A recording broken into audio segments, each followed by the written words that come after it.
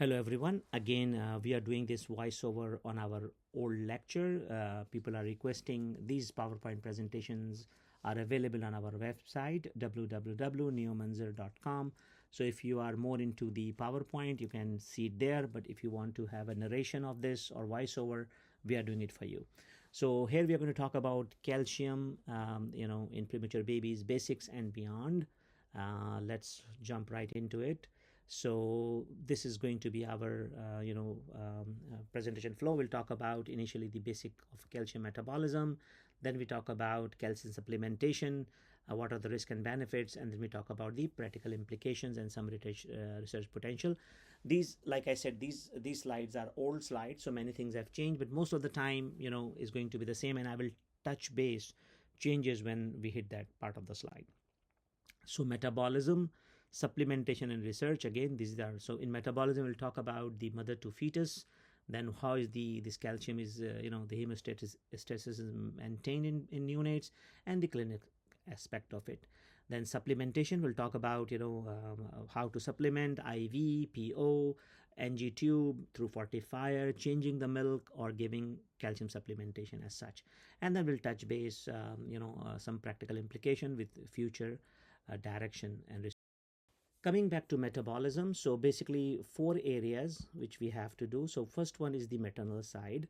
So in maternal side, there is increase in the PTH receptor protein, increase in the 125 hydroxy, and calcium is increased from the GIT. Placenta actively transport calcium from mom to the baby, and fetus have increased calcium suppression response to fetal PTH.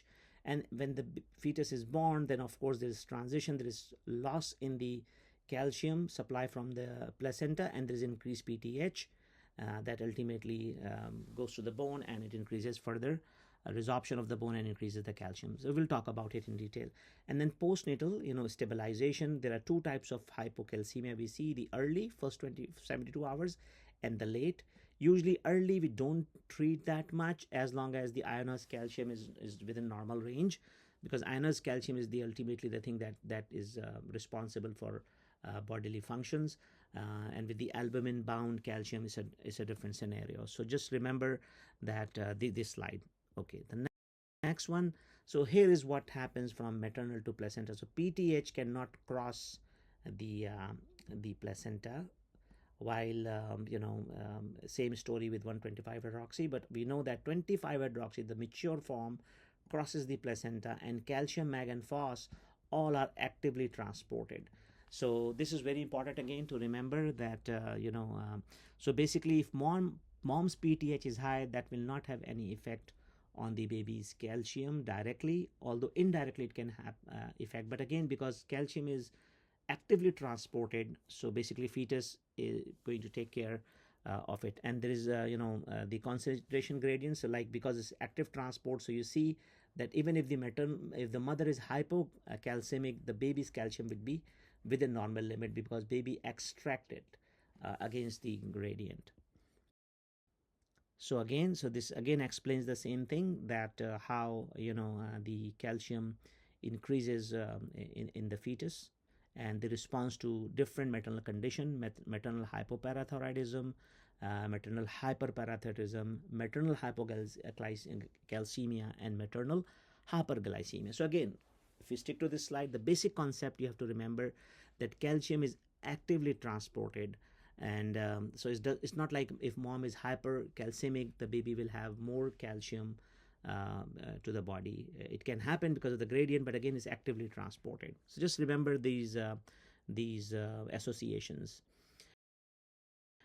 So now regulation. So what happens that, remember that calcium, phosphorus, and mag are really, they are interrelated. They work with each other. Vitamin D activation happen in the liver, so that is 125 hydroxy, and then calcitriol, this is 25 hydroxy, that happens in kidney. And two hormones are responsible for controlling. One is PTH.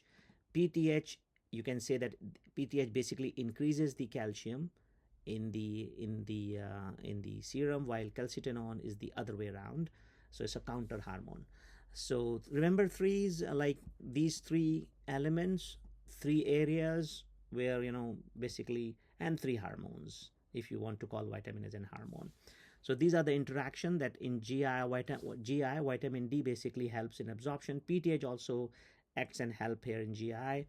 PTH also works on the kidney and make sure that the calcium is absorbed, while phosphate is excreted, and calcitonin here on the bone has effects.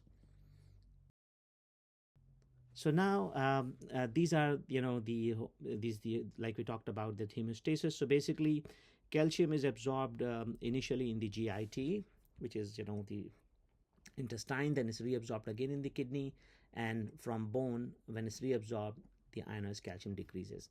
Same thing with phosphorus. And look at the P. This is very important to remember that in kidney, PTH is phosphouritic. So high PTH leads to low phosphate. So this concept is very important, and the rest is self-explanatory. So again, regulatory hormone, we talked about all that how, the 125 hydroxy and 25 hydroxy, all that happened there.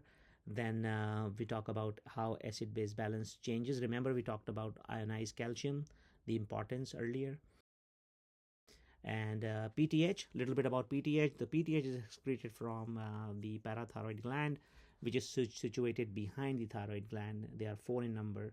And initially it is pre-pro, then it's cleaved, and then finally the final fragment comes through. So remember, the effect is it increases the bone resorption, increases renal absorption, and then increases the vitamin D activity and improve the GI and renal absorption of calcium. While phosphorus, it decreases the phosphorus absorption in the kidney. So end result, you will have if PTH is very, very high, you will have hypercalcemia and hypophosphatemia, and also hypercalcemia could be because of hypophosphatemia. So it's a complicated relationship, but again, just to throw it here so that you know it. So vitamin D comes from the skin, and it can be absorbed by the nutritional supplement. It's in the milk. So basically, it goes to the liver, calcidiol, then calcitriol, and then at the target, tissues.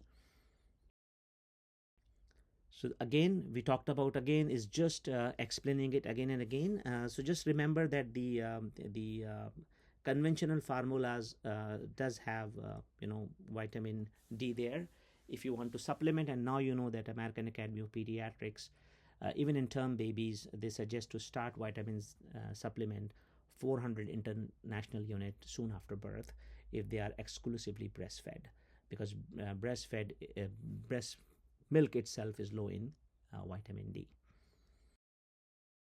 So now a little bit about calcitonin. Like we talked about, these are parafollicular cells. So basically, they are just opposite to what PTH does. Just remember like that. So now let's go back to calcium. So basically, calcium, 99% of the calcium is in the bone, only 1% is in the serum, and 50% of that is ionized. It's a very interesting concept. We already talked about that absorption happens at the intestinal level, and the rest of the absorption. So body is really very nice in restoring and making sure that calcium is absorbed and retained as much as possible in regular hemostasis. So you don't have to supplement if everything is in order. And like the last line said that very low birth infants have a creatinine ratio, as you can compare here, as compared to when they are on furosemide. So furosemide causes calciuria. Again, so we talked about the other part does not apply to neonate, because we are not going to give this baby grains and nuts and all. So basically, milk is the one we are talking about. And then supplement, we don't use calcium chloride or calcium carbonate, or we usually give calcium gluconate. So that is the other thing. And SI unit is different than our, the unit which we use here is 4 milligram per deciliter. So again, conversion is easy. Pause the slide. You guys can do for any conversion to SI. It's ideal to remember in the SI, but like I said, every unit and lab has different preferences. So if you are used to one, it's not easy to change. Plus, it's not logical, because that will create unnecessarily errors. So if you are following milligram per deciliter, everybody should be following milligram per deciliter, so that we know when it's reported and we know what are the norms are, rather than converting it every time to SI unit. Most of the units in Europe and UK and all, they follow SI, and when you report in research, usually we prefer SI. But again, going back to the same clinical thing, that just remember whatever your unit policies are. So now, what are the causes of hypocalcemia in neonates? So early, like we talked about, prematurity, of course. If you cut the placenta before time, lot of deposition happen in the late gestation. If placenta is cut, you lose that, so premature babies are predestined to have hypocalcemia. Maternal diabetes, because mothers have magnesiuria, so they can have effect on calcium metabolism, and the infant of diabetic mother, that's why they have hypocalcemia. Same thing with perinatal asphyxia, and if mother is on anticonvulsants. So these are the causes for early. And what is early? We said in the presentation that any hypocalcemia that is in first 72 hours of life. Late could be many things. It could be, because if mom is not giving the right formula, if baby has some disease, genetic conditions, and then in premature babies, of course, osteopenia of prematurity. The new term now is metabolic bone disease. So just remember that the concept is the same, that babies are delivered early, they are short on calcium. You try to give TPN and maximize it, but you cannot keep up with. Then the PTH started to act up, and then you will have low phosphate, and then the whole cascade starts. So these are the pictures. Fortunately, we don't see these type of conditions anymore with thinning of the bone, because we are very, very proactive with following our metabolic bone profile weekly on premature babies, and we act in time. We are much, much better in supplementing these metabolites early, as compared to this picture, which was taken, to my knowledge, about 15-20 years back. So like I said, these are old presentation. We are just doing the voiceover, but again, still the concept is the same. You don't want to see this happening. And before these type of x-rays, my seniors used to tell me that they used to see a lot of fractures. So see, from fractures we have gone to seeing these type of thinning of the bones, and now thank God we don't see these type of complications anymore. It can still happen, but what I'm trying to say that now we have become more cognizant, and we are more diligent in watching osteopenia of prematurity or metabolic disease of premature babies. So as you see here, you see the little bit thinning here, and you see a little bit fracture here. So this is so unfortunate that this happens. So like I said, the name is now metabolic bone disease, and these are certain references. So this is the way which we talked about, that how the cascade starts. So you are not providing enough supplement, the more and more calcium is absorbed from the bone, so bone become brittle. The PTH is there also causing that, and then you will if you don't act at the right time, the bones are friable and they can fracture. And these are the references. Very nice presentation if you want to follow these two references. And of course, you can study wise, clinically it's very difficult to do bone densitometry in a clinical practice, but many researchers have done that to look at the exact calcium content. As clinician, we rely more on serum calcium phosphate and alkaline phosphatase to make a decision about if the baby is heading towards metabolic bone disease. We don't do DEXA as a routine, but like I said, in many research centers they might have the facility to do it as a routine, but we don't. So this is again very important, and especially for exams, that what happened with osteopenia. Of course, you have to remember the pathophysiology, but take any example. Let's start with malabsorption. In malabsorption, you have both low, and now compare with osteopenia. So both could be low or could be normal. The point which I want to make, that calcium could be normal in osteopenia. That's very important to remember, because at the cost of bone, the serum calcium is maintained. So bone is basically becoming brittle, but providing and making sure that the serum calcium is okay, so that the bodily functions can occur.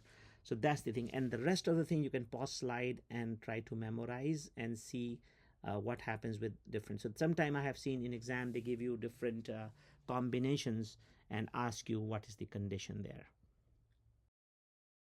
So let's recap now. So basically calcium the metabolism, the maternal side, fetal side, and neonatal side. One thing to remember, that fetuses have an active transport of calcium. The maternal PTH does not cross the placenta. Just remember that, and also the maternal vitamin D. So, or the active form. So just remember, active form crosses, but not the non-active form. And again, just remember that it's actively transported. You guys remember the rule of three: calcium, phosphorus, and magnesium, and then renal, bone, and GIT, and then PTH, vitamin D, and calcitonin. These three, act in a very interrelated phenomena. So briefly about PTH, and we all know the source of calcium, how IV preparation are there, the causes we talked about, and we outlined the metabolic bone disease of prematurity.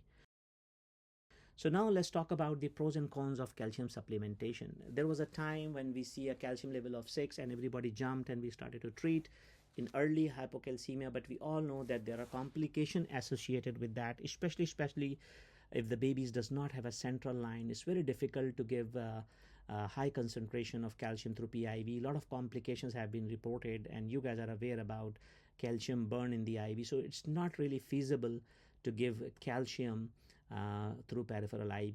We don't want to run that. So for that, you have to do a umbilical venous catheterization to give parenteral calcium. So that's why. And second thing, we all know that if ionized calcium is okay, you can still watch, because we know initially the body is going through the transition, and once the PTH surge starts, the serum calcium will become normal. So give some time to the baby to recoup.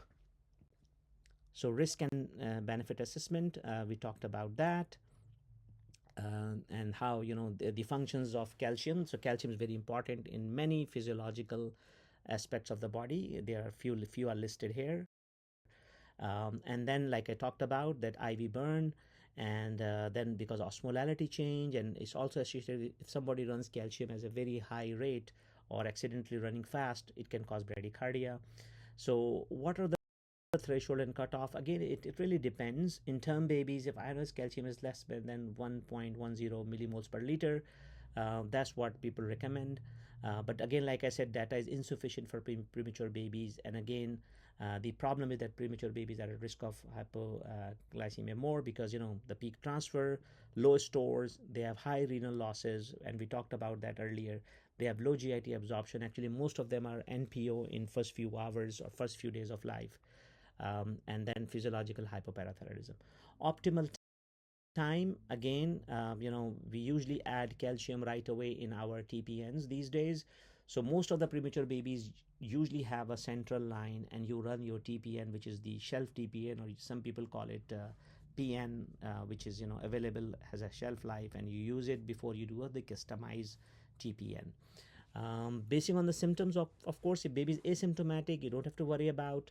Like I said, less than 72 hours is controversial. Most of the people do treat if hypocalcemia is later after 72 hours.